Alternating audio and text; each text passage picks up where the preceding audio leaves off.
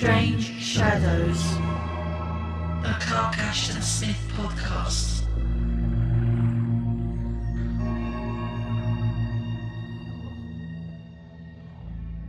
"It is a very strange place," said Amberville, "but I scarcely know how to convey the impression it made upon me. It will all sound so simple and ordinary. There is nothing but a sedgy meadow, surrounded on three sides by slopes of yellow pine. A dreary little stream flows in from the open end to lose itself in a cul-de-sac of cattails and boggy ground. The stream, running slowly and more slowly, forms a stagnant pool of some extent from which several sickly-looking alders seem to fling themselves backwards, as if unwilling to approach it. A dead willow leans above the pool, tangling its wan, skeleton-like reflection with the green scum that mottles the water. There are no blackbirds, no kildees, no dragonflies even, such as one usually finds in a place of that sort. It is all silent and desolate. The spot is evil. Greetings, friends, and thanks for joining us for Season 4, Episode 12 of Strange Shadows, the Clark Ashton Smith podcast. The voice you just heard was clay story sculptor reading the opening of today's story, Genius Loci. I'm one of your hosts, Rob Poyton. And I'm the other one, Tim Mendes. Yes, I think it's safe to say that we're back in the Auburn cycle today. It's been a while, hasn't it? It has actually, yeah. We've been around various planets and times and spaces, haven't we? But back down to Earth with a bump or a squish, a squish, a squelch, a squelch. Let's go with a squelch. Yeah, because as we do when we look at these stories, I always look up the names, whether it's place names or real names. And I found a couple of Bowmans where this is set. But you found the actual one, didn't you? I did. I found it by finding Auburn on the Google map and arsing about and going, oh, there it is. Ah, right. Wow. That's good. Good library use role there, is it? I think. Or something. Yeah. It's how I find pubs in the local area. If I know I'm going somewhere, I'll pull it up and look for a little public house symbol, see if they're the nearest one, you know. Nice. A man who's got his priorities right. That's what we'd like to see. Absolutely. And I think, as we mentioned last time, this was the first ever Clark Ashton Smith story I read. So we'll be talking about that as well, because the place where I read it was extremely suited to the story, but more about that later on. Let's start with a couple of news items, shall we? Now, regular listeners will know that the Clark Ashton Smith Circle Conference wrapped up a couple of weeks back, and Niels has sent us over some news. Yeah, he contacted us saying, I've started posting videos from the conference on the 10th of Jan. So far, there is a quick run-through of the small vendor room and art book display room, the conference intro, and the first panel on Smith's life in Auburn. I'm working on preparing the poetry panel today, so that should hopefully be up soon. So there we go, some stuff for you to get your teeth into right there. Yes, of course, we'll put the link to Niels's YouTube channel down below. In fact, I think the poetry one went up earlier this morning. I did notice that when I was browsing around earlier.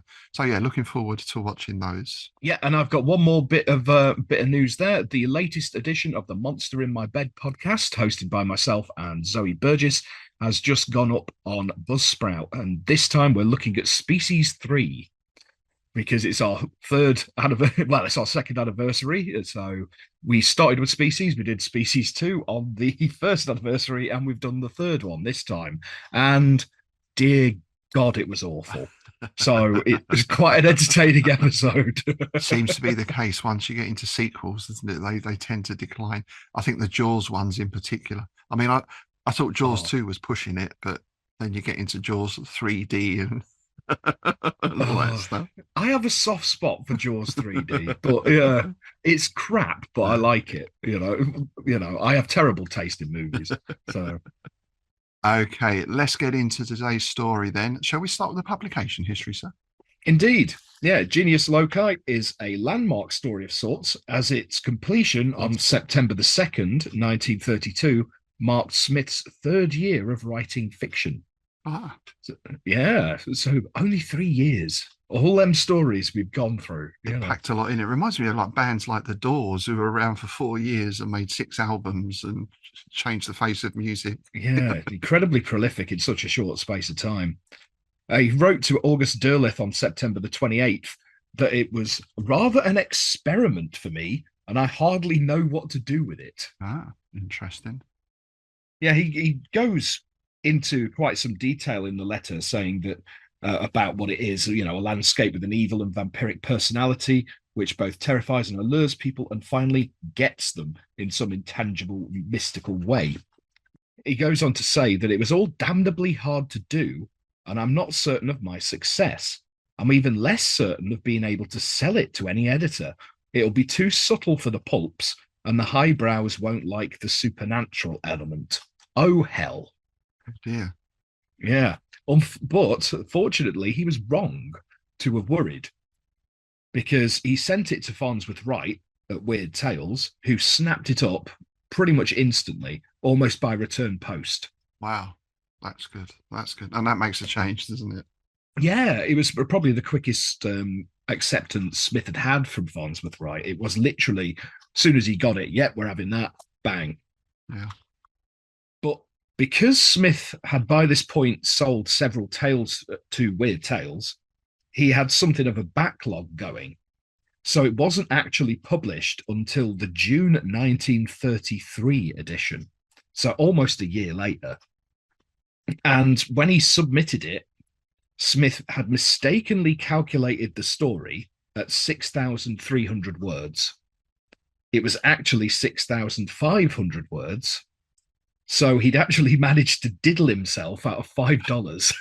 Hey, $5 is $5, right? Oh, yeah. Yeah. Especially back then, right? I mean, exactly. Yeah.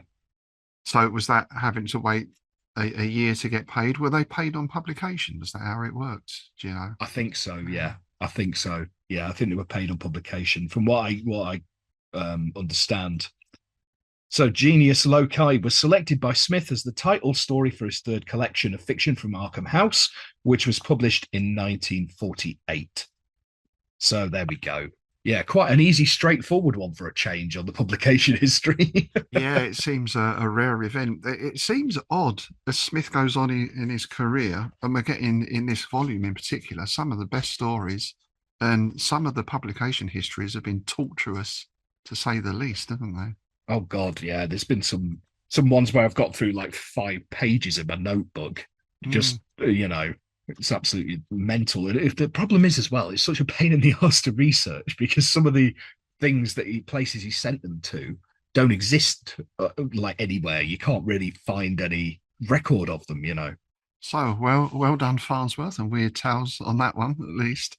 And I think this is one of Smith's best Earth or Auburn cycle stories for sure. Yeah. It does remind me of Lovecraft. It's very Lovecraftian, but it also reminds me a lot of Algernon Blackwood. Oh yes. Well, we even have a willow tree in there somewhere, I think. Indeed, we do. Yeah, we have a willow tree in there, and yeah, apparently he had been reading Blackwood around that time. So, Now, I think the downside of that is because this is an Auburn cycle Earth story. The language is a little less baroque than some of the other offerings. So for me, I did pick out a few words, but there was nothing unusual or nothing that I didn't really know, but just a few that I like the sound of. So I'm going to start with inveigle, which I always like the sound of. It's basically persuading someone by deception. Yes. Lying to them, yeah, in order to get your way. Yeah. Now, my first one, again, I'm actually exactly the same boat as you. But the first one I've got here is a word I haven't heard since I think the last time I watched the Terry Thomas movie. And that is lissom. Oh, yes. You're a lissom filly, aren't you? Which means slim, supple, and graceful. Yes. I'm sure that was a word that Mr. Smith used on more than one occasion. No, I bet it was. Yeah. Actually, one that I wasn't quite sure of was coadjutation as well, which simply means a helper, someone who helps you out. Obviously, that plays into the girlfriend or the fiance when she's brought in later on. Yeah, I had that one as well. It comes from the Catholic Church, doesn't it? It means Oh, does it? yeah, it means somebody who assists the priest and things like that. Yeah. I've got one that again, I'm a goth, so of course I knew it, but it's so nice to see it used in something other than the title of a remix. There's tenebrific. Oh, yes. Yes, because yeah, the amount of tenebrific mixes I've seen of goth things, because it essentially means gloomy or causing gloom or darkness. It's a pretty good description of goth in general. Yeah, isn't it? exactly. Now, for my final words, I'm going to pick one that everyone knows what it means. And it's a word that, to the best of my memory, Smith mentions more in this story than virtually any other word in any story I've seen, including charnel, because there's normally a charnel in there somewhere, but just one.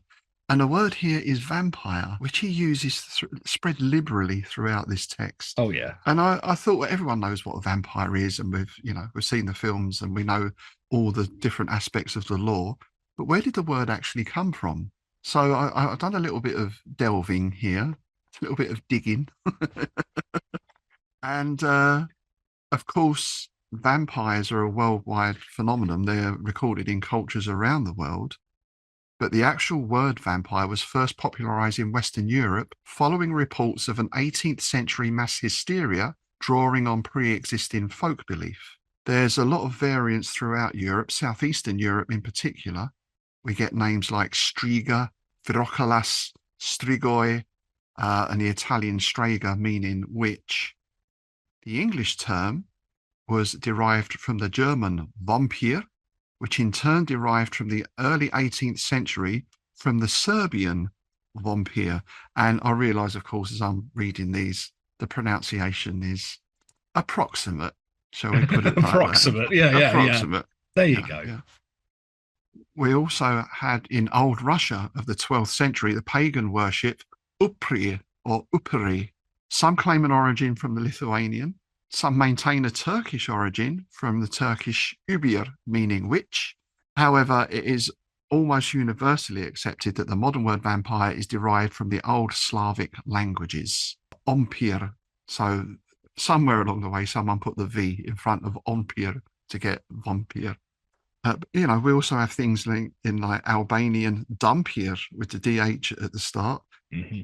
That seems to derive from the Albanian words dum, meaning tooth, and pir, to drink. That's a nice little image. Yes. Toothy drinker. Yeah, toothy drinkers. Yeah, it's like the Peaky Blinders, isn't it? The toothy drinkers. Isn't it? Yeah, the toothy drinkers. Yeah. Oh, what a great name for a vampire gang. Yeah. The word vampire first appeared in English in 1732 in news reports about vampire epidemics in Eastern Europe, as we mentioned at the start. After Austria gained control of northern Serbia and Altenia with the Treaty of Passarowitz in 1718, officials noticed the local practice of exhuming bodies and killing vampires. These reports, prepared between 1725 and 1732, received widespread publicity. So, of course, that was later picked up with Varney the Vampire and all the rest of it. And we can follow that thread to Dracula and beyond, of course. Mm. Now, interestingly, pretty much I knew most of what you just said because one night I came in slightly tipply and you flick through the channels and I'm going back about 15, 20 years here and I was flicking through the channel and it must have been on Quest or something, but there was a documentary about the origin of vampires and it was hosted by Anthony Head, who was Giles in Buffy. Right? Yes, Mr. Head. Yeah, and it was actually really good. And I at the time I still had I had a VHS, but I've still got a VHS player. But I put the tape in and recorded it, and I have to find the tape because I've never seen this documentary before or since. And it's one of those that as time's gone on, it's like, did I imagine that? But it had all like lots of reports of and showed like the graves with the cages around them and all that kind of stuff and talking about people being buried at the crossroads with the stake and all this kind of business. It was really interesting. So there you go. So now I also wanted to look at kind of as a favourite word, I suppose, the actual title, Genius Loci. And I presume I'm pronouncing that right, though perhaps I shouldn't. Loci, Loki, who knows? But genius is genius, right? In classical Roman religion, a genius loci, plural genii locorum, which is quite nice, Nice. was a protective spirit of a place, often depicted in religious iconography as a figure holding attributes such as a cornucopia, patera, a libation bowl, or a snake. Interestingly enough, many Roman altars found throughout the Western Roman Empire were dedicated to a particular genius loci. So I think I'm right in saying the Romans had like house gods. Yeah, they had little shrines for the household gods and all that kind of business, didn't they? Yeah, yeah. Because if I think in Pompeii, you can still see some of them. Right. This was a concept in the East as well. The numinous spirits of places in Asia are still honoured today in city pillar shrines, outdoor spirit houses, and indoor household and business shrines. And I certainly know from my time in martial arts, I can think of, well, there's one teacher, Sifu Yap Long, who owned a shop in Chinatown, who had a shrine to the monkey god at the back of his shop with a little bowl with fruit offerings on it and everything else. Nice. In modern parlance, genius loci has really come to refer to a location's atmosphere or a spirit of the place rather than an actual guardian as such. Now, in modern fantasy, genius loci pops up as well with a character I'm sure everyone will have heard of, Tom Bombadil from The Lord of the Rings. Now, arguments rage backwards and forwards on Tolkien forums and podcasts about exactly who or what Tom Bombadil is. I don't want to get into that particularly, but the Tolkien scholar Tom Shippey describes him as the genius loci of the Old Forest. And the concept has also been used in the Rivers of London series by Ben Aranovich, especially the River Thames and its tributaries. I've never read those books, I must get into those. Yeah, I've never read them either. My other half's got them, but yeah, she says they're really good. I'm not entirely sure they're my thing, to be fair. Yeah. That's what a genius loci is, or some of the things it can mean. And I think, well, we see that very clearly in this story, don't we? But it's this interesting mention of vampires throughout. And, well, I remember the first time I read it, but I'll get onto that in a bit. But if you were reading this for the first time, you kind of expecting almost a vampire to come out at the end, aren't you, or something? Well, you see, I wasn't at all, because the way it's set up to me, I was expecting it to be as what it was. Because to me, it just because I read this obviously after I'd read the Willows, and the parallels are just yeah. The Willows is one of my favorite stories, if not, it's in the top 5, right? I love that story. So this is just as good, right? This is really good. So and it comes from the same sort of place. So I just filled with that same dread reading it. Because I had a moment with the Willows, probably similar to the moment you had with this. So we'll get on to all that later. But yeah. So we're introduced in the opening paragraph to our 2 main characters. We have Francis Amberville, who's a landscape painter primarily, and his friend Murray, who's a writer of weird fiction. So we get a little bit of Smith in both of these characters, I think, don't we? Yeah, and I do wonder if the young lady that turns up is Mrs. Sully. Oh, it could be, couldn't it? Yes, the lissom Mrs. Sully. Yes. And one thing we do get in this is, say, the language is less baroque, but it's no less descriptive or vivid. And in the very first opening paragraph, we're into that very Smithian foliage. Oh, yeah. Yeah, we get several sickly-looking alders seem to fling themselves backwards as if unwilling to approach it. A dead willow leans above the pool, tangling its wan, skeleton-like reflection with the green scum that mottles the water. There are no blackbirds, no kildees, no dragonflies even, such as one usually finds in a place of this sort. It is all silent and desolate. Now, I want to pick up on that because I'd never heard of a kildee before. But it's a killdeer, which is a large plover found in the Americas. So there we go. Oh, right. Yeah, there we go. I'd never heard of one of those before. So No, no, me neither, actually. And I thought the nice thing with this is we've got this sounds like a dead place. There's not even the hum of insects. There's no bird life. Gaunt skeletal trees, and even the reeds and everything are sort of everything's sort of wilting. But right in the middle of that, you get this vivid green scum. You know what that stuff is like. It's almost luminescent, isn't it?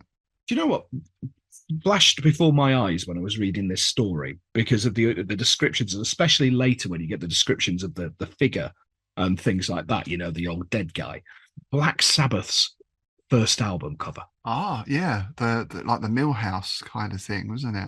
Yeah, when you open it up, you've just got that, and everything just looks kind of sickly because of the pallor of it, and it's Yes. that's what I had in mind because obviously the pond there and the figure and the da da da da da. It was just for somebody it just really reminded me of it for some reason.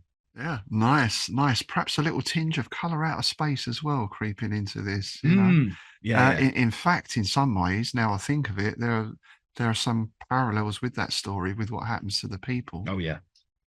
So we learn that Francis Amberville is up staying with his friend at his ranch, which is in the tiny hamlet of Bowman. Now, as I said, I found a Bowman in Georgia and North Dakota, but they are imposters. You found the real one.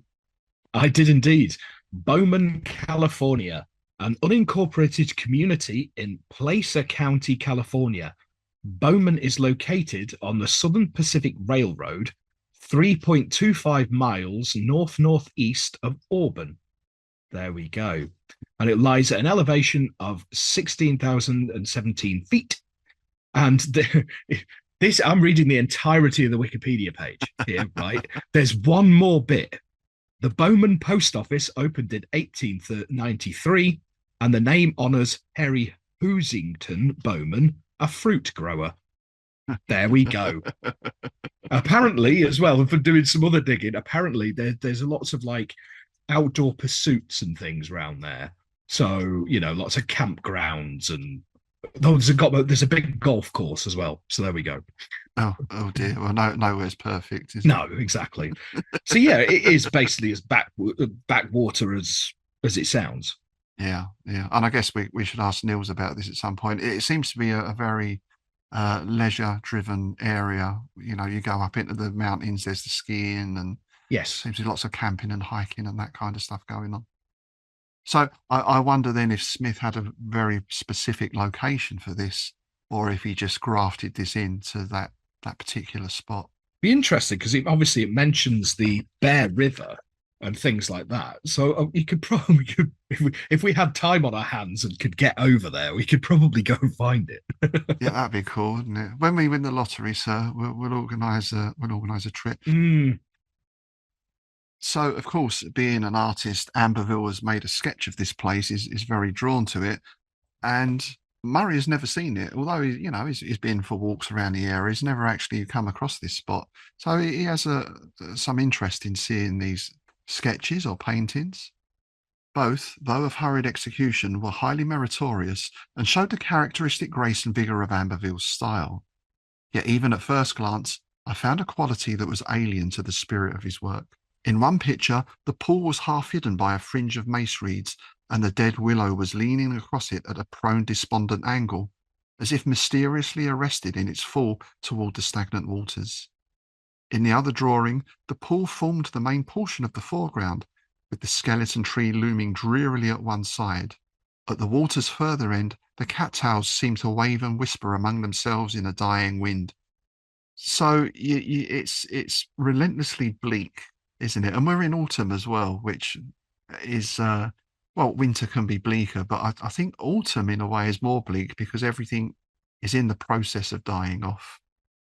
In winter, it's kind of already dead, and it gets covered in snow and it looks quite pretty. But autumn, that's the process of actually dying. Yeah, decay's all around you, isn't it? You can smell it on the breeze and all the rest of it. It's yeah.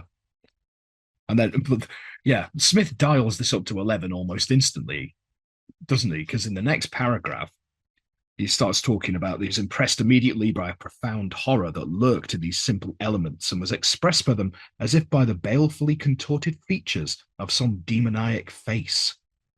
Now, that is an actual thing. It's a condition called pareidolia, which is the tendency for perception to impose a meaningful interpretation on a nebulous stimuli, usually visual, so that one detects an object, pattern, or meaning where there is none, often faces. It's that thing, when you're tired, it's 2 a.m, you woke up, you've gone to the bathroom, there's a towel on the floor, you look at it and it looks like a face. It's that kind of thing. yes. It's that kind of thing. I've always been fascinated by this, to the point that one of the first short stories I ever wrote was a short story called The Faces in the Fabric. Oh, nice. Yeah. That's in my first collection for anybody who's interesting, Pseudopod That Rocks the Cradle. And so, yeah, I've looked into that quite a lot. It is quite a fascinating condition. And it always, it's one of those things that always creeps me out. Apparently, people with more, it's linked to people who have a more creative and artistic bent that tend to see these things. Yeah, that makes sense. Yeah. It's like when you're in a forest and you're looking at tree boles and you can see the eyes and the face. It's like I found one that looked just like Kenneth Williams years ago. It had the eyes and the expression. So I made I took a picture of it and made a meme, basically. Carry on, Blair Witch. Oh, that's great. That's great. Kenneth Williams as an ent. I'm sure there's a wood joke in there somewhere, getting wood or something, but I can't. Oh, of course there is. Oh, that'd be hilarious, wouldn't it? Tree beard and then.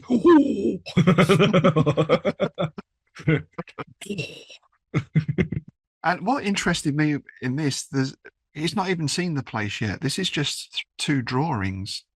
So obviously the guy's a very good artist, but even so, we're back to that Pickman's model idea of, can a painting or a drawing really scare you that much?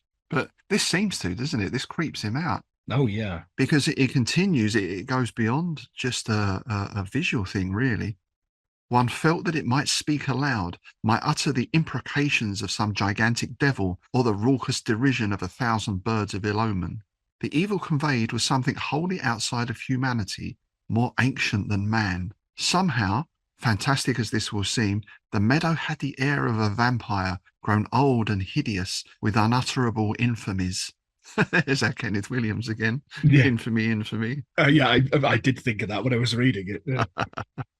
Subtly, indefinably, it thirsted for other things than the sluggish trickle of water by which it was fed. So it is setting up that vampiric element very early, but also satanic as well. He meant the satanic grimace he mentions. I thought it was interesting. It's that impression of something very old, possibly pre-human even. Oh, yeah, absolutely. And the other sort of words he uses here to describe it: a strange evil, a spirit of despair, malignity, desolation. It's not just a sort of foreboding. It's got some kind of purpose behind it.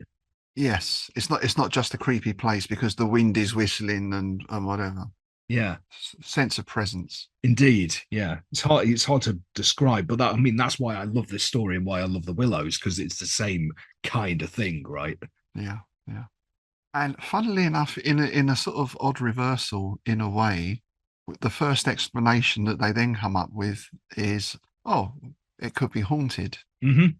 That kind of makes sense, right? If you believe in ghosts, because Murray works out, from where you say it is, that must be the meadow where old Chapman was found dead one morning by his youngest daughter. He was the local farmer, curmudgeonly type character. He had a reputation for eccentricity. I think this is a little bit biographical with Smith again. Absolutely autobiographical. Indeed. For some time before his death, people thought that he was going mad. I forget the details. Anyway, his wife and children left not long after he died, and no one has occupied the house or cultivated the orchard since. So, yeah, you can see this guy died there in mysterious circumstances, possibly, and his spirit haunts the place. But as we find out, that's only the tip of the iceberg, really. Yeah, it's interesting because it's actually Amberville who poo-poos that, isn't it? Or almost instantly. He says, I'm not much of a believer in spooks. There's something else I picked up in here. I can't actually find it right now as I'm scanning through, but one of them says, "I'm not a bigoted rationalist," which I thought was a really interesting. Was that almost a dig at HPL, do you think? That's what I thought when I read it. You see, Bit of a punch to, yeah. Oh, that's interesting. that's exactly what I thought when I read it. I was like, "Is that a bit of a dig at your mate HPL?" Yeah. Mm. And Amberville here, it is interesting because he dismisses the ghosting, but he says, no, I don't think this is a ghost because it feels unhuman or inhuman. Although he does also mention that he felt like someone was watching him while he did the drawings, and out the corner of his eye, he thought he saw like an old dude standing there watching him. Probably just some tramp who'd wandered past. Yeah, of course it is. Yeah. So this is where we get the reply. "That isn't a bad description of Chapman," I said. "I remember his whiskers. They were almost white except for the tobacco juice. A battered antique, if ever there was one. And very unamiable, too." So he was a crotchety old sod that used to lurk around spitting tobacco juice all over the place, Shouting, "Get off my land. Get off my land, yeah. Probably toting a shotgun. Yes, hitting things with a big stick. Yeah. And then we get this other aspect, almost the siren-like aspect of this place as well, because Amberville said he found this place by accident. It's tucked away. It's it's not a place you just walk into. It's not visible from the road. I went out this morning with a strong and clear intuition that I might find something of uncommon interest. I made a beeline for the meadow, so to speak, and I'll have to admit that the intuition justified itself. The place repels me, but it fascinates me too. I've simply got to solve the mystery, if it has a solution. I'm going back tomorrow. So, is it that this guy, he's an artist, which means in these stories he's susceptible to strange dreams, premonitions, the call of Cthulhu, all the rest of it? And this place has called out to him and lured him in, basically. Yeah, and it is that thing again. It's that monomania you see with all these kind of characters, isn't it? That once they get a taste, they're addicted to the mystery and wanting to figure it out. And the way he's going to figure it out is by painting it, because that's the way this guy rationalizes the world around him, I guess. And we know already that he's something of a talented artist, which had caused him to be likened to Sorolla, who I believe was a Spanish artist. Joaquin Sorolla was a Spanish painter who excelled in the painting of portraits, landscapes, and monumental works of social and historical themes. His most typical works are characterized by a dexterous representation of the people and landscape under the bright sunlight of Spain and sunlit water. So, yeah, light and very vivid colours.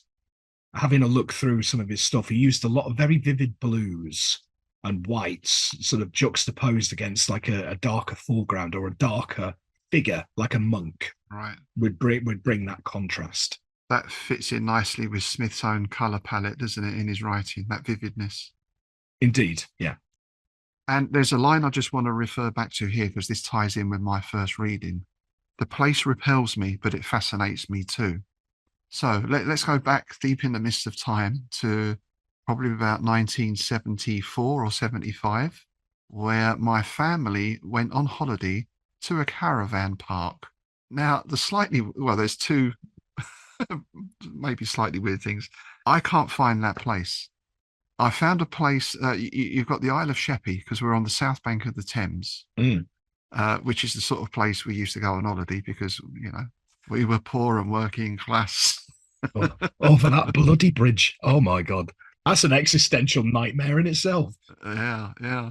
That is horrible. But it's not Sheppey, because when I looked on the map and Google Earth and all that, no, that wasn't the beach. So I think it's a place probably further west, pretty much opposite Canvey Island, for those who know the area.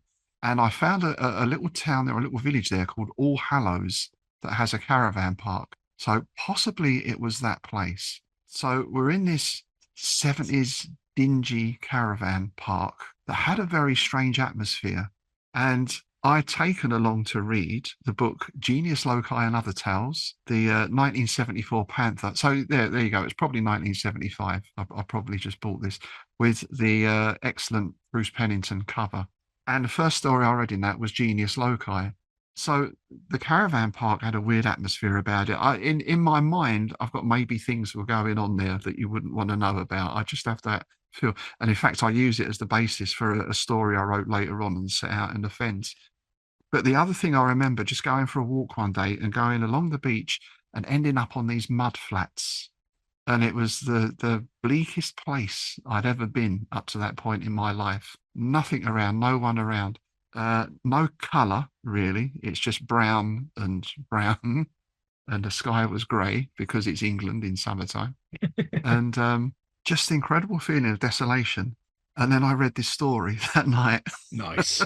But I understand that repulsion with it, but I also have a fascination with that as well. Because many of the times when I was living in the Fens, I'll go out to the coast and places like Gedney Drove End, just to walk out to the end of the causeway and just stand there and you just look out on nothing. Yeah.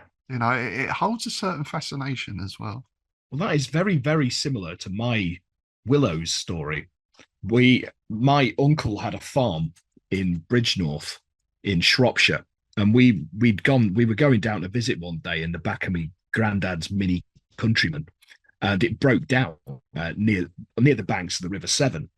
And it was one of those, so we walked over to the pub that was down on the river and phoned the AA, and you know what it's like. You're there, you're waiting for hours, right? So, and I just read The Willows, and I went off just to play as you did as a kid, right? You just wander off, not worry. I just wander off in those days. Yeah. So I wandered off down the banks of the Severn, and it was a beautiful day, beautiful summer's day, and there was all like Shropshire's known for like the rape seeds, the yellow flower, and all that. It was lots of vivid colour until I got through the willows into the trees along the banks, and it was eerily quiet. And it was like night was falling because all the darkness had been like, all the light had been like snuffed out, and there was just the water, and it was all sluggish, and the willows were sort of lapping into it. And I realized I'd actually walked a lot further than I thought I had, and instantly panicked. I was like, but again, once I got myself together a little bit, I was like, I had to stay there and just look in silence, and I must have stayed there for ages just watching these willows drooping into the water. So I can't read that story without thinking about that. But yeah, so very similar experience, I guess. Yeah, and I don't know what it is that fascinates. Is it that what they call it, like if you go up onto a high balcony, something someone once described that to me, you look over the edge and the void calls to you. Thanatos. Yes, that's the word. Thanatos, the death drive.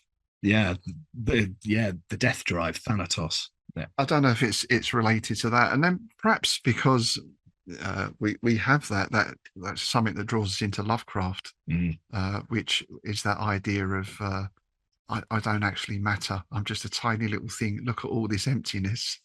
You know, that's before we've even got out into space or any of that shit. Right? Uh-huh. That's just on a local level, let alone cosmic. So I get that feeling of seeing this place, but then we have this addition of a very real sense of presence, which I've maybe felt in some houses to a slight extent, but nothing like this. I mean, and again, you might say if you visit a place where you know terrible things have happened, then to some extent you bring that idea in with you, I guess. But nonetheless, you know, I can imagine visiting certain places, you would feel an atmosphere. Oh yeah. Well, you're getting into the stone tape and theory and things like that now. But, yes. You know, buildings retaining memories and, you know, and emotions more than anything else. Yeah. So yes, that place was called All Hallows. Remember that, because this comes up later on. That's the second slightly odd thing, perhaps. And basically, Amberville disappears over the next few days. It is not even coming back for lunch. On the third day, he did not reappear until sunset. And this time he seems reluctant to show his friend his paintings or his drawings. He's not showing him anything at all. He doesn't even want to talk about it. And it becomes very vague and evasive. I like the way he puts this down to maybe he's having trouble with the drawing. Often I caught him frowning intently and surprised the lurking of some equivocal shadow in his frank eyes. There was a moodiness, a morbidity, which, as far as our 5 years' friendship enabled me to observe, was a new aspect of his temperament. I might have wondered more as to the causation of his gloom, which I attributed readily enough at first to some technical dilemma that was baffling him. Or perhaps he's just turning goth, I thought. Or a goth with technical dilemma, which I am this week. Yes, well, the minute you start doing stuff with musicians, oh, there you go. And it's still sort of going on about this. I've got to solve the mystery of the place one way or another. The place is an entity of its own, an indwelling personality. It's like the soul in a human body, but I can't pin it down or touch it. And then we get that little jab, perhaps. I'm not superstitious, but on the other hand, I'm not a bigoted materialist either. That's it. Bigoted materialist. That's the one. Yeah. I admit I chuckled to myself on reading that. I was just like, I did miss that, I have to say. Yeah, very well spotted. And he does mention that he has seen the old man again on several occasions, lurking in the background and watching him, but always out the corner of the eye. This is quite M.R. James, isn't it? This aspect as well. Yes, very much so. Or Don't Look Now. Oh, yes. Yeah. Always the flash of the red raincoat out of the corner of the eye. Yes. And then exactly what you mentioned earlier. Sometimes when I'm studying the dead willow very intently, I see his scowling, filthy bearded face as part of the bowl. So that idea of him being in the landscape, which again, that cast my mind back to the Old Forest and Tom Bombadil, and Old Man Willow catches the hobbits, right? Oh, of course, yeah. So that evil that's somehow embedded in nature. We do get one of my favourite exclamations, which Smith uses every now and again. Good Lord, I exclaimed. It's such a good one, that. It's such a chap in tweed exclamation, isn't it? Oh, good Lord, Hampton. Imagine him puffing on his pipe. He says that, right? No, good Lord. Yeah. He says, well, if you're jolly well seeing things, I think I'll come down and join you tomorrow. There's your first mistake. Yes, indeed. We get that vampiric strain as well shows up here, because he says his friend has now got an unwanted pallor of his face, a bright febrile lustre in his eyes. He looked vaguely unwell, I thought, as if something of his exuberant vitality had gone out of him and left in its place an alien energy of doubtful and less healthy nature. So it's the suggestion is being fed upon, really, isn't it? Yeah, it's almost the sort of Renfield thing, isn't it? It's or you have your first bite off a vampire. It's like Lucy, isn't it? Yes. Becomes more and more pale and wan, but keeps going back for more. Yes, it's that you're being drawn to your doom, but you can't resist the lure. Yes. The other, not really an odd thing. The other thing I noted here was the Chinese servant. It gets mentioned quite a few times as well, but each time it describes him in a different way. The first description is his Chinese servant. Later on is his factotum. Later on he gets named as well, or is the Chinese cook. I did wonder if it was the same guy, or has he got like 5 Chinese servants? I don't know. Yeah, it's interesting. I suppose there would have been quite a bit of Chinese community there, could have left over from the railroads, I imagine. Yeah, and San Fran as well, the big, huge Chinatown. Yeah, so that's what he does. The next day, immediately after luncheon, I drove down the highway, followed the narrow dirt road that branched off towards Bear River, and left my car on the Pinetick Hill above the old Chapman place. It was a warm October day, so that got me to thinking, is this a Halloween story? Bearing in mind that I first read it possibly at a caravan park called All Hallows. Ooh. There you go. The circle is complete. There we go. I love it. And he sort of surprises Amberville, doesn't he? Because the guy is just sitting there entranced. I like how that's described. He did not seem to be working, however, but was staring intently at the scene beyond him, while a loaded brush drooped idly in his fingers. It's that you often see in films, don't you, in action movies and things, where the hero's having a moody and he's got a glass of whiskey, and he's smoking a cigarette, which is burnt all the way down, and the ashes like hanging, drooping off the end, right? And then it burns his fingers, and he goes, "God damn it!" You know. And he peeks over his friend's shoulder, and he's got a large canvas. As far as I could tell, the picture had already been carried to a consummate degree of technical perfection. It was an almost photographic rendering of the scummy water, the whitish skeleton of the leaning willow, the unhealthy, half-disrooted alders, and the cluster of nodding mace reeds. But in it, I found the macabre and demoniac spirit of the sketches. It sort of makes Amberville jump a bit here, doesn't it? I thought you were the old man. Sort of Woman in Black moment, or a bit of a jump scare there. And this place is eerily quiet, isn't it? It's like how that moment when I went, you know, the road had been muffled by the trees and all the rest of it, and there's no sound except the water lapping. It's very similar here, isn't it? There's no insects or anything. It's just desolate. And as he's watching his friend work, he becomes aware that is almost like an automaton, the way he's painting. His recent mood, whatever it was, had strengthened upon him enormously. He had gone deeper into its morbid twilight and was lost to the blithe and sanguine personality I had known. It was as if an incipient madness had seized him, and the possibility of this terrified me. Nice little album name there, Morbid Twilight. Oh, that's a band, man. That's a goth band. That's a goth band. Morbid Twilight. Oh, Morbid Twilight. Yeah, Morbid Twilight. I love it. So this actually got me thinking, because it seems like this is a compulsion to draw and sketch and paint this scene. I wonder if this is part of the lure, because the only reason he's there, the other guy, some more potential food, is because he'd seen the sketches. So I wonder if that kind of plays into it. It's kind of a double lure then. It draws this guy's in because he feels compelled to paint it. It's hooked in to what is his hunger is, or like his need or hunger is to paint. So that's the hook. With Murray, the hook is his friend is hooked. So now he's hooked as well.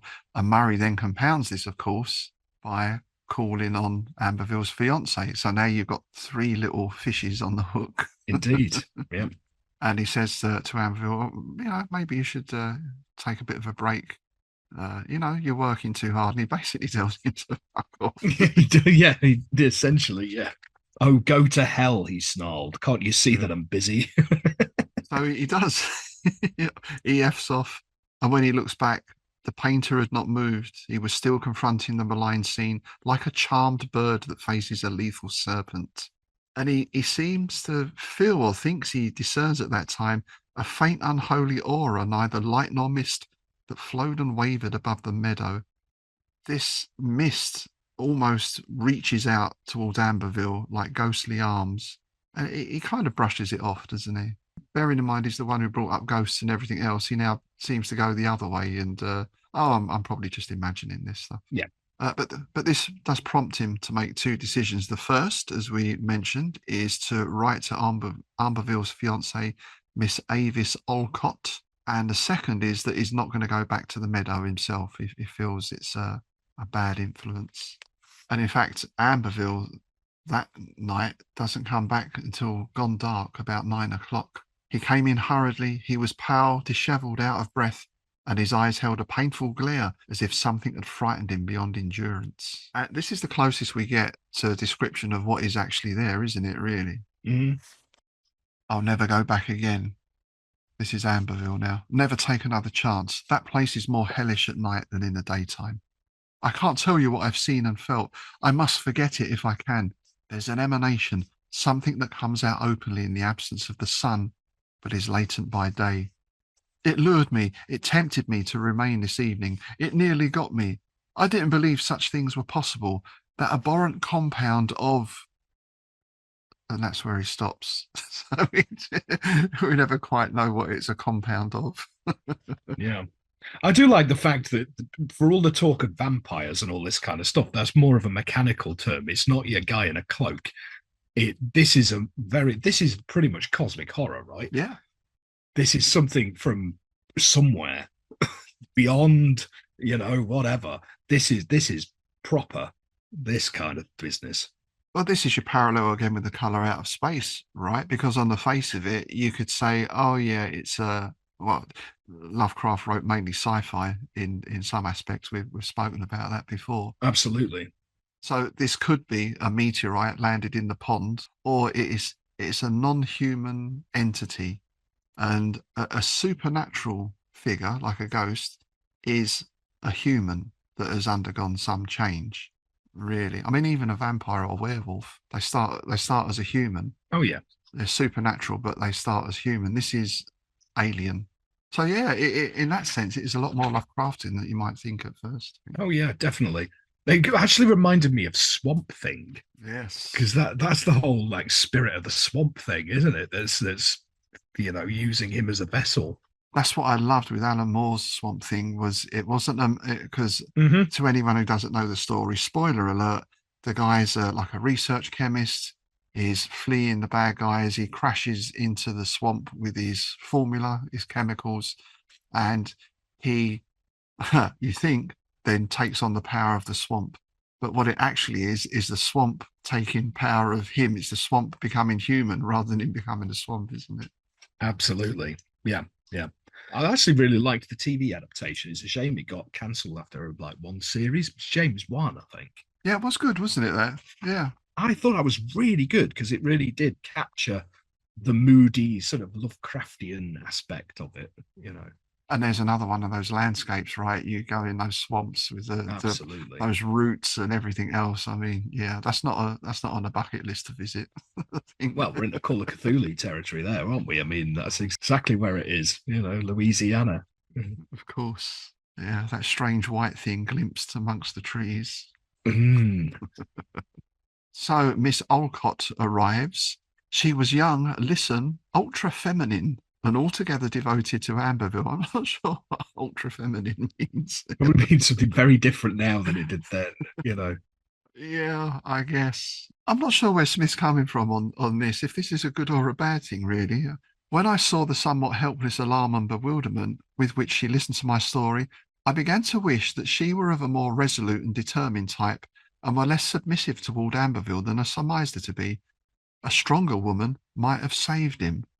So it's a bit of a dig at her as being sort of stereotypical so-called ultra-feminine, fainting violet, is going to be absolutely useless.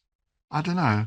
Yeah. But he's actually mistaken, isn't he? Because in a preceding paragraph, he actually says, oh, well, she wasn't like that at all. I'd mistaken her. So he judged the book by the cover straight ahead. Yeah, that's true.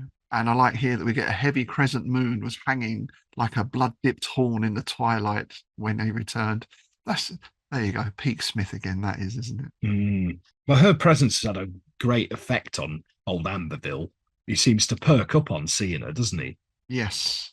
And yeah, the next day they go out together, carrying a lunch, which my Chinese cook had provided. We don't know, I presume that's the same guy as before. Plainly, he was taking her along on one of his artistic expeditions. That's another name for it. And I augured well. Come and see my etchings, dear.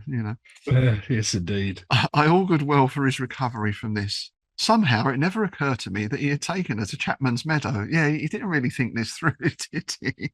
No. And yeah, when they come back, Amberville had again retired into a sinister Saturnine reserve. The girl, beside his darkly looming height and massive shoulders, looked very small, forlorn, pitifully bewildered and frightened. So, yeah, basically, it's brought another fly into the web here, I think. Yeah, they thought he'd done a good thing, but he's really, really not. And I think he figures that out quite quickly, doesn't he? I knew that they had gone to that accursed meadow, but I was far from sure whether Avis had been personally conscious of the weird and baneful entity of the place, or had merely been frightened by the unwholesome change in her lover beneath its influence. In either case, it seemed obvious that she was wholly subservient to him. I began to damn myself for a fool in having invited her to Bowman, though the true bitterness of my regret was still to come. Yes, it's only going to get worse, isn't it? This being a Smith story. I was going to say it's Smith, so it's going to get grim. As soon as you read something like that, the foreshadowing in Clark Ashton Smith's works, it's going to be pretty grim. So a week passes, and the two are off every day. And when he questions them about it, they reject his questioning. They're almost hostile towards him. And Miss Alcott's reasoning is, oh, you just don't understand him. He's very temperamental. So we're going for the temperamental artist angle, right? Yeah. I surmised that Amberville had done several new pictures of the meadow, but he did not show them to me, nor even mention them. My own recollection of the place as time went on assumed an unaccountable vividness that was almost hallucinatory. The incredible idea of some inherent force or personality, malevolent and even vampirish, became an unavowed conviction against my will. The place haunted me like a phantasm, and is getting that urge to visit again, and almost this thing again, because to fathom it out, to fathom its enigma. So we've got that painting lure, the creative lure, your friend is there, but there does also seem to be this desire to solve this mystery, to explain it all. Yeah. Which in a weird tale, that's always going to lead you into trouble, isn't it? Oh, it's always your first mistake, isn't it? You know, you see a picture with something weird in it, just walk away. Just walk away. No, I wonder what that is. Let's investigate. No, let's not. Let's not. Yeah, exactly. And it finishes quite abruptly in some ways. Business had taken me to the county seat one afternoon, and I did not return till late in the evening. A full moon was high above the pine dark hills. I expected to find Avis and the painter in my drawing room, but they were not there.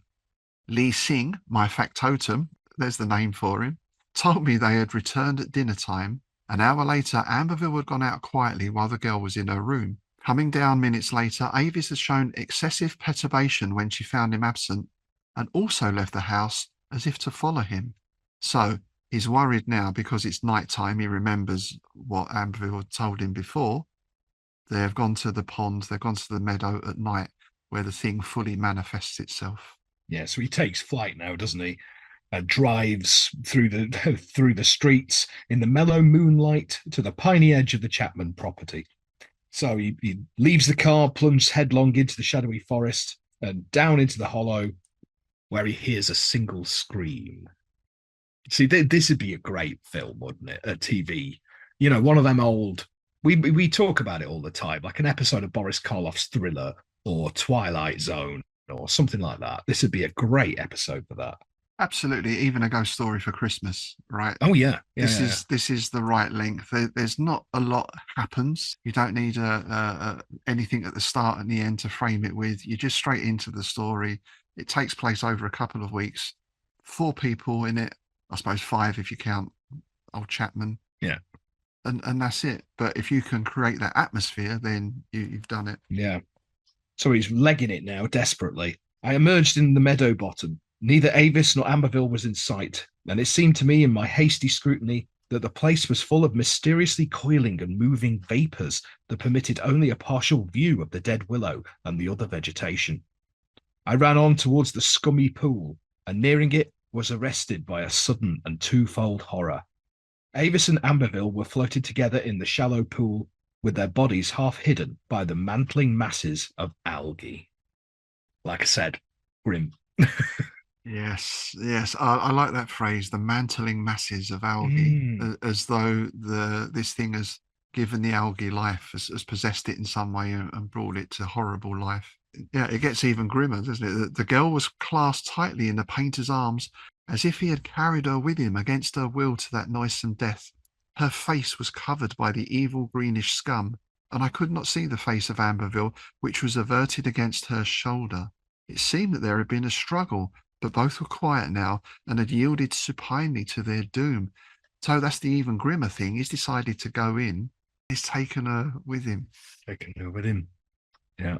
And this is where he starts to see the thing, if we can call it that, the thing that Amberville tried to describe earlier, because what he thought was a slowly moving and rising mist was not, nor was it anything else that could conceivably exist. That malign, luminous, pallid emanation that enfolded the entire scene before me, an hungrily wavering extension of its outlines, a phantom projection of the pale and death-like willow, the dying alders, the reeds, the stagnant pool and its suicidal victims. And then that becomes even grimmer. Yeah, keeps turning it up. Yeah. Smith is constantly going to 11, isn't it? You think, oh, that's it. I mean, just finding them dead in the pool would have been horrible, but then he took her in. Then we get this mist, and then I think the final horror, because one thing I did think here when I probably first read this was, we got old Chapman. Is Chapman looking for his replacement? Is he stuck there haunting the place? You've got to get someone else in. Then Chapman is released to go on to the afterlife, and Amberville becomes the new ghost. But that's not it, is it? Mm-mm. No, it's not. Out of these curdlings, as if disgorged by the ambient exhalation, I saw the emergence of 3 human faces that partook of the same nebulous matter, being neither mist nor plasm. One of these faces seemed to detach itself from the bowl of the ghostly willow. The second and third swelled upward from the seething of the phantom pool, with their bodies trailing formlessly among the tenuous boughs. The faces were those of old Chapman, of Francis Amberville, and Alvis Olcott. I like the fact that this is, he describes it as almost like a projection. It's like he's seeing this in the foreground, and then behind is the actual landscape. So, it's got that strange liminal uncanny valley thing going on, right? Is this one of those places that's thin, as Lovecraft describes it, Yes. Like it's existing in 2 places at once, kind of thing, and not quite fully formed in either. Yeah. Exactly. But that'd be a great thing to do in one of them TV things. That'd be an effect that'd be quite easy to do, but also very effective. You could even do it old school with a glass shot. Yeah, in fact, that probably look better, I think, to go real old school with this. Yeah. It probably would, yeah. And I think there's another horror there where are they entities still? Is this their spirits, their souls, or whatever you want to call it? They're merged together, which is, again, quite distasteful and horrible when you think of the implications. Indeed, becoming an androgynous face, neither young nor old, that melted finally into the lengthening phantom boughs of the willow, the hands of the arboreal death that were reaching out to enfold me. That's a great line. Well, there's another band name I thought there, Arboreal Death. Yeah. Arboreal Death, yeah. So this is where he fails his sun roll. As someone always does in every story we read, pretty much. Yes, he runs. There is little more that need be told, for nothing that I could add to this narrative would lessen the abominable mystery of it in any degree. The meadow, or the thing that dwells in the meadow, has already claimed 3 victims, and I sometimes wonder if it will have the 4th. He's not been back there since that night. He can't quite bring himself to destroy the 4 oil paintings and 2 watercolour drawings of the spot that Amberville left behind him. And then that final chilling line, perhaps, in spite of all that deters me, I shall visit it again. So he's hooked as well now, isn't he? Yeah. Yeah, the implications there are doubly grim, that even though he knows he's be going to his doom, he might not be able to stop himself. That's that siren lore, isn't it? Yeah, because Amberville couldn't write. I mean, he mentioned suicide at one point there. So it's like Amberville decided, right, we're going in. And poor old Miss Alcott just got pulled in with him. Yeah. There was another part of me, I thought, this being a weird story and the idea of the unreliable narrators, potentially you've got 2 unreliable narrators here. Yes. You've got Amberville saying, oh, it's a weird place, which then sort of puts the idea in Murray's mind. Perhaps they just all ate too much cheese. Indeed, yeah. It's like some sort of shared delusion or something. And poor Miss Alcott just got caught up in the middle of it. Well, yeah, there is. You could actually play with that in an adaptation, couldn't you? You could play with that, especially if you played it up that he didn't see anything weird, even though his mate did, until right at the end, and that's when you do the glass shot and all that, right? Yeah. I'm adapting it in my head. Yeah, I think that there's another layer, and again, whether this is something that Smith put him himself, I wouldn't put it past him. Obviously, he had a lot of a lot of depth to his writing as well. And as we say with all the best weird stories, it leaves you thinking, oh, but what if? And then they're very rarely wrapped up neatly in a little bow at the end, aren't Yeah. they? Well, a great example of that is the Willows. I keep banging on about that, but yeah, that's Yeah. there's no explanation of what's been going on there. It's all left up to your interpretation. And also the implication that that place is still there on is it the Danube, wasn't it? I think. Indeed, Yeah. on the Danube. Yeah. This place is still there, just outside Bowman. So perhaps we better not visit. Just to be on the safe side. Well, yeah. And in the color out of space, the meteorite kind of left, or the thing left at the end, but it tainted all the water supply, didn't it? Didn't they build a reservoir over it? Yes, they built a reservoir over it, and that's and then Michael Shea came along and wrote that really, really good book, the color out of Color time. Out of Time, Absolutely. because they're using it as for pleasure boating and stuff like that. I love that. It's, again, you talk about grim. You can't get much grimmer than a lot of Shea's stuff, can you? Really, he really goes for it in the body horror and all the rest of it. Oh, one of the best modern mythos authors, certainly. Yeah, definitely. Along with Mr. Campbell and Mr. Lagotti, I think. Yeah, I'd agree. And there's your, if you're going to do a sequel, then that's the sort of sequel you want to do, not just rehash the same old thing and stick 2 or 3 behind it. When did films become like football results? Terminator 2, Jaws 4. Yeah, that's a good point. Another good sequel to Color Out of Space was by Graham Masterton, called The Wells of Hell. I have that on my Amazon list, but it's one of those. I don't think it's been reprinted since 19 whatever it was. Oh no, I got a reprint. Yeah. Oh, did you? Yeah. Oh, I've had a look. The one I saw was about 20 quid or something. Oh right. So, I'll dig it out and find out what edition it is, because that's where that's really, again, that's pretty grim. That's worth a read.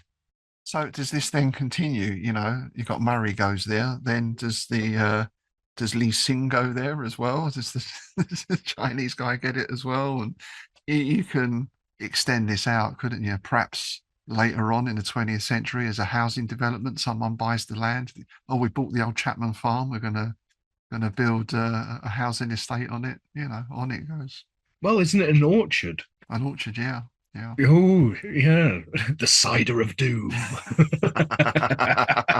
Yeah, we used to call that Merry Down. And, White lightning. Yes. Do you get this sort of place in an urban setting? I wonder. I mean, obviously, if you've got an old house, most towns have got a creepy house or mansion, but they're normally like Victorian or Edwardian, even Georgian, maybe. But I've heard of like hauntings or poltergeist activity, or that's what it's claimed to be in modern flats and houses. But does a place have to have that age about it? Does it have to have soaked up a number of years before it manifests that kind of feeling? Yeah, that's interesting, because I mean, I've visited places in urban settings that definitely have that kind of vibe. But yeah, I think most of those are older, like ruins and things like that, and sort of holdovers. But I think, yeah, for a more, because I mean, I would say like somewhere like Mitre Square in Whitechapel, where one of the Ripper murders happens, because that's weird, because you go behind everything and it's just this little, and it's quiet, even though you're in the centre of London, and it's eerily quiet. That has a weird feeling to it. It is an odd little place. Just the geometry of it is kind of, it's a little bit, angles, isn't it? Yeah, you can't quite work it out. Indeed, it's non-Euclidean. Yeah. And I think the modern architecture only increases that feeling, doesn't it? Yeah, because it's just them sort of faceless backs of like department stores or whatever they were when they were originally built. And yeah. So that's one example, I would say. I mean, I think if you look in a lot of towns, you'll find like a creepy back alley somewhere, which feels like it's not part of the rest of it. It's some kind of weird, liminal, disjointed nether realm, Yeah. Oh, London's full of those, isn't it? I mean, there's a few left still, the old medieval ones even. And it's like, Not that they look particularly medieval. You got modern buildings each side, but you get a little cobbled lane or something, Yeah. and it's like you say, they're always quiet somehow, those places. I'd say Manchester's good for that, because if you will go off the beaten, just literally down a side street off the beaten path, and you're into the realm of these Victorian red brick factories and all this, and there's nobody there, and it's all very grimy and but like literally the other side parallel to it is Deansgate. It's like full of pissed up hen parties. Wow. But you're just slightly off track, like a record that skipped the needle skipped. Wow. So it'd be interesting to hear from our listeners if you know of, well, it doesn't have to be a modern place anywhere you think that has had that effect on you. Is it a place that you were disturbed by, but yet would like to go back to and visit again? I think somebody who may have something to say on that is Heather Miller, Haunted Landscapes. Oh, yes. Wrote the book about True Detective and haunted landscapes and all that kind of stuff. So this is probably right up Heather's street. Yeah. Because a lot of that, again, was those type of landscapes, the single tree in the field with the things hanging off of it, and those old deserted barns where the doors creaking in the wind and all that sort of stuff, isn't it? Absolutely. So there we are, Genius Loci, a personal favourite of mine. Perhaps it was because the first Smith I ever read, a little bit like The Outsider, is my favourite Lovecraft. That was the first. Do you remember your first time, sir? Let's draw a veil over that. All right, let's get literary again and look at the letters. Yes, indeed. Let's take our minds out of the gutter. And we refer, of course, to Dawnwood Spire, Lonely Hill, a collection of the letters between Lovecraft and Smith, edited by David E. Schultz and S.T. Joshi, printed by Hippocampus Press. And we have a couple of short references to Genius Loci. And of course, regular listeners will know this means we also get some nice return addresses. The first is a letter from Lovecraft dated 8th of October 1932. Peak of Panak with a distant view of the stone tower on a boarhead leng, hour of the pallid ominous beacon light.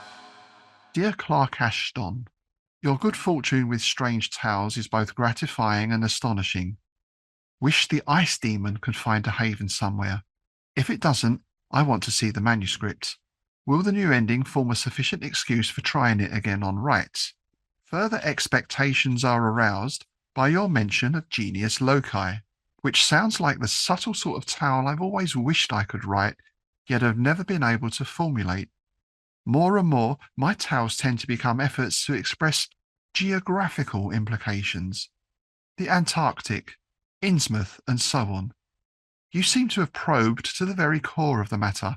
I certainly must get a look at this story, whether or not it achieves publication. And the second mention comes in the letter postmarked 28th of October 1932, again from Lovecraft. Windowless tower of Eilat on the slope of Yunai, hour of the wave from outside, and the humming within. Humming within. Oh, dear. Dear Clark Ashton, the failure of Strange Tales is certainly a blow for those who, like yourself, Whitehead, Howard, Cave, Derleth, etc., had succeeded in storming the portals and getting an inside foothold, and likewise for those appreciative readers who are deprived of a chance to acquire such choice items as the Double Shadow. I surely hope that some of the things may find a home with Satrap Farnabozus, as, in all probability, they will. Apparently old WT is once again alone in its field, and likely to stay so for some time. It is certainly a confounded shame that Bates have mutilated your seed from the sepulchre. Still, let us hope it may eventually appear somewhere in unmutilated form. Meanwhile, best wishes for Vartek, and rousing congratulations on Genius Loci. That latter idea gets my imagination, and I am ineffably anxious to see the published story itself. Once in a while, a good thing manages to slip by the savage gaze of the high priests of mediocrity. Someday, for such is editorial caprice, the renamed Marled Web may find the lodgment formerly denied it. Nice, nice. Oh, that tickled me, considering my band has a song called King Mediocre. So, um, yeah, a high priest of mediocrity. I love that. That's brilliant. Tremendous. Right. Well, dear listener, we have one more letter here. We're into volume 2 because Rob has volume 1, I have volume 2. So I get to read a return address. Now, this letter was written on the 14th of June, 1933. And the return address is Onyx sea cliffs of coal, hour when low tide bears that demon-carven reef wherefrom men avert their gaze. Very nice. Very Dear nice. Clark Ashton. When your letter arrived, I was just on the point of dropping a card to congratulate you on the dark fascination of Genius Loci and Malagris, both of which I perused not long ago. In the former, you have succeeded in capturing that vague geographical horror after which I have so often striven, while the latter is a gorgeous bit of onyx and ebony prose poetry in which the crawling menace advances as to the sound of evil flutes and crotola. Little Block, who seems to be a really brilliant kid, also appreciated Malagris intensely. It interested me greatly to hear of the actual folklore background of this lethal fantasy. Montague Summers, of whose work I have read only the Vampire volume, must be full of data rich in fictional suggestions. Now, something I had to pick up on here, if you go right down to the end of it, is the sign-off, because we're into the realm of when they were doing the funny sign-offs as well. Right. Yours in the ritual of the unnamed planet, HPL. And in the PS here, well, it's a PPS on this, written on the envelope. It says, I've just lent young Block my collection of your sketches. It ought to prove quite a revelation to the kid. Little Block. Little Block when he was 16 at the time. Yeah. Oh, it blows my tiny mind. You're 16 and you're getting a letter from Lovecraft with sketches from Clark Ashton Smith in it as well. I mean, oh no, doesn't get any better than that, does it? Really? No. Well, talk about an education. I mean, he went on to write Psycho, so it obviously did him good. You know what I mean? Yes. It's yes, and as we said before, we're a big fan of his Egyptian stories in particular, those early mythos stories. Yeah. And he was still really young, but he wrote most of those. So, you know, the talent was there. Yeah. Now, speaking of letters, of course, we're always delighted to receive letters from listeners as well. And we have had a missive in over the electronic mail from Mark Griffin of our friends at the 30 Plus Minutes with H.P. Lovecraft podcast. Mark writes, and he's got his own return address here. Salutations from the graveyard of the missing airplane at the hour of wolves with their bellies filled. Vartek is one of those titles that pops up often enough to pique the curiosity to read. It has been on my reading list for many years, but always gets pushed down when other intriguing titles emerge. In other words, so many books, so little time. Remind me someday to reveal what superpower I would most want to have. Yes, we sympathise with that. The William Beckford novel is available to read for free online through Project Gutenberg, truly one of the best examples of the internet's potential, but reading directly from a screen is not an enjoyable pursuit. I am one of those who prefers to holding a book in his hands and either read from a table or on the floor. Yeah, absolutely. I think you can actually download a PDF so you can stick them on a Kindle, but still, you know. I don't like, I mean, I've got a tablet now, but even that I don't like reading from. No, I'm not a fan. He continues, Lovecraft's failure to craft his own tale from the Vartek fragment is a missed opportunity. If he and other writers, such as Robert Bloch, Frank Belknap Long, Vernon Shea, and even Robert E. Howard, continued Smith's contribution in round-robin fashion, similar to Challenge from Beyond, that would have been a fun exercise in creativity, especially if Two Gum Bob is responsible for the finale. Lovecraft, Howard, and Smith never did collaborate on a project, and this could have been one of those moments. In a parallel world, they did, and the world is better for it. Mark. Yeah, cheers for that, Mark. Yeah, I totally agree with that. Yes, we can only wonder what they would have come up with, those three minds. Although I suppose it's a bit like those super groups, isn't it? Where in the 60s, Eric Clapton joins with Jeff Beck and Ginger Baker and Jimi Hendrix, and do too many cooks spoil the broth in some cases? I don't know. Well, we can look at the challenge from beyond, can't we? It's not great. Yeah. You think it should be, considering all the people who are involved, but it doesn't quite gel. Yeah. So, yes, thank you for that, Mark. And do, of course, send in your thoughts. Any thoughts on the etymology of the word vampire? Any corrections to my appalling pronunciations of murdered various Slavic languages there? I know a little bit of Russian as well, So, Nozdrovia, I should be better at that than I was, I feel. I was half expecting you to go into Anthony Hopkins territory. He is the vampire. A vampire. Nosferatu. Nosferatu.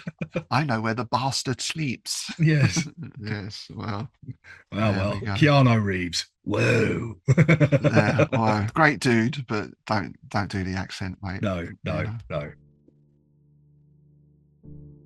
Okay, that about wraps it up for today. Thanks very much for joining us. Just time to say thank you to new patrons Stephen Wall and Mitch Keith. If you'd like to join them in supporting the show, check out our Patreon page. You get access to bonus content from Strange Shadows and the Innsmouth Book Club. You get a quarterly copy of Innsmouth News on PDF, featuring articles and news items. And of course, you get free entry to the Innsmouth Literary Festival, which is manifesting on this plane on Saturday, September the 19th at the King's House Centre in oddly moist Bedford. Poddy Franz may even put in an appearance. Bravey Depravey will be. Yes. Maybe Misty Peaks as well, if we can get through to her agent. So. What's lined up next time, sir? Well, next time we're looking at a story that I don't think I've read before. It's certainly, but the title rings a bell, but that's because it's one of those titles that could be multiple authors. It's called The Secret of the Cairn. Yes, I don't think I've read it, but yeah, the Cairn. I think, was it Robbie Howard, The Cairn on the Headland? Mm-hmm. The Cairn on the Headland, yeah. There's been a few cairns around, isn't there, with the Weird Tales bunch? Yeah, we covered John Buchan on the last episode of the IBC, and he's done one that's something about a cairn as well. So I think that, I've just got cairns in my brain at the minute for some reason. Cairns on the brain. There we go. Thanks again for joining us, folks. We hope you can join us next time. Do keep your messages coming in. With that, it's goodbye from me, Rob Hoyton. And it's goodbye from me, Tim Mendes.